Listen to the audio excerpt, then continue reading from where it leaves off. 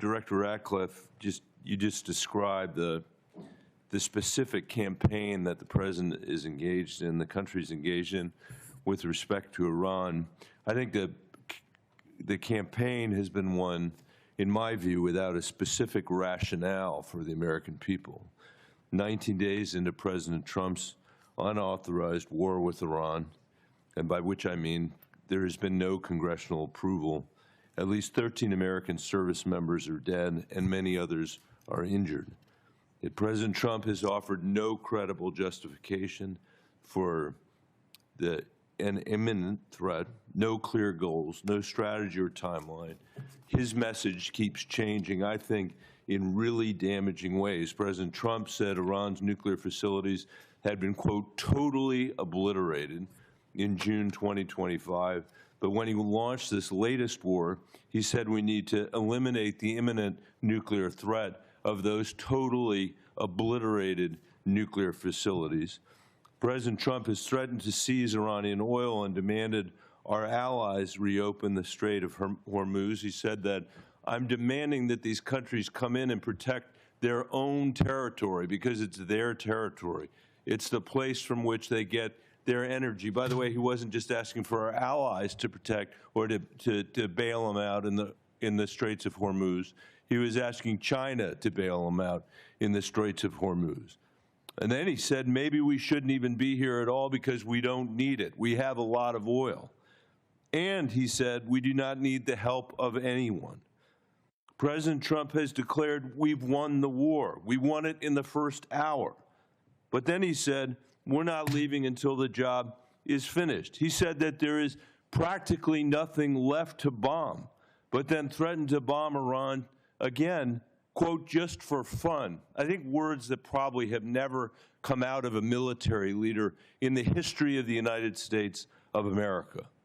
It shouldn't come out of the mouth of a civilian leader. President Trump said he will end the war when I feel it in my bones. And any time I want to end it, it will end.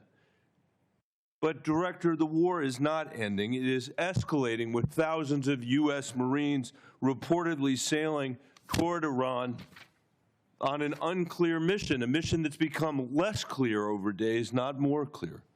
Our airstrikes wiped out Iran's missiles and supreme leader. Nobody here, and certainly me, is shedding a tear for him. But the Iranian people now live under martial law. And by the way, no surprise to our intelligence agencies that that's the case. And the first of a puppet leader who's chosen by the IRGC. No surprise that to anybody on the Intelligence Committee. Iran closed the Strait of Hormuz and is holding the global economy hostage. No surprise to anybody who knows anything about U.S. intelligence, launching drones at our embassies and military bases. No surprise. The president is surprised. Nobody who has looked at our intelligence is surprised.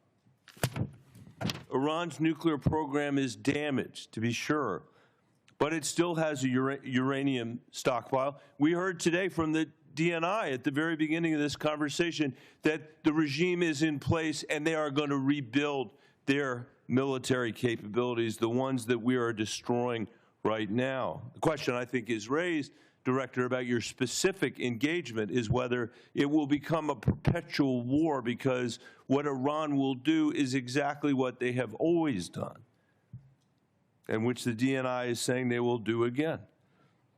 In its briefings to the committee, the Intelligence Committee has been clear-eyed about what would happen in the Straits of Hormuz, has been clear-eyed about whether or not our military bases, our embassies, and our personnel in the region would be placed at risk and in harm's way, even though the administration did very little to protect them.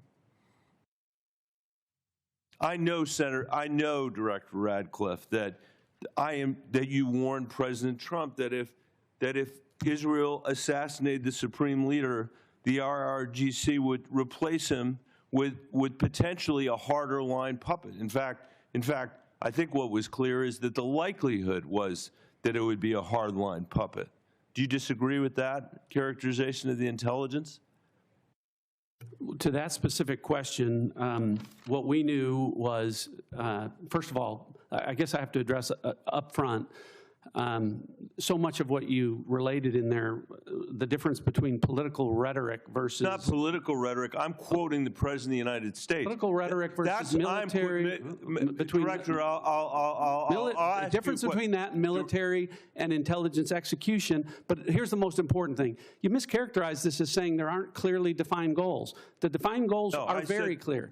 Degrade and destroy the missile inventory and drone inventory, delay and degrade the military industrial base and factories that produce that, degrade and destroy the IRGC Navy that could control the strait. These are all defined goals that were set out specifically. Well, the premise of the question is that... My time back, Mr. Chairman, I can't get a word in edgewise.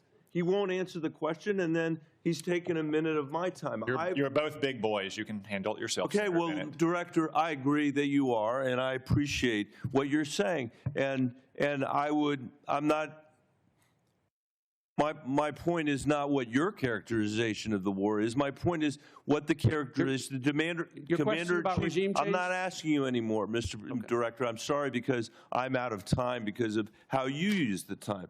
The complete lack of clarity should matter to everybody.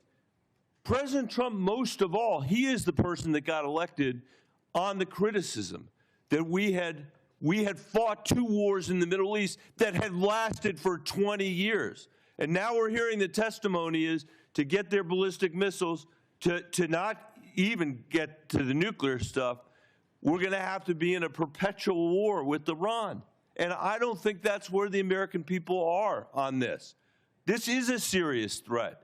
This is a serious threat to us and to Israel. The question is how to handle it. And President Trump said, we are not the policemen of the world. He ran on that. And now he's turned us into the world's policemen, into its jury, into its judge, into its executioner. And just because we have the most advanced military in the world, it doesn't mean that we should be in a perpetual war all around the world. Thank you, Mr. Chairman. Support journalism you trust. Support PBS News. Donate now, or even better, start a monthly contribution today.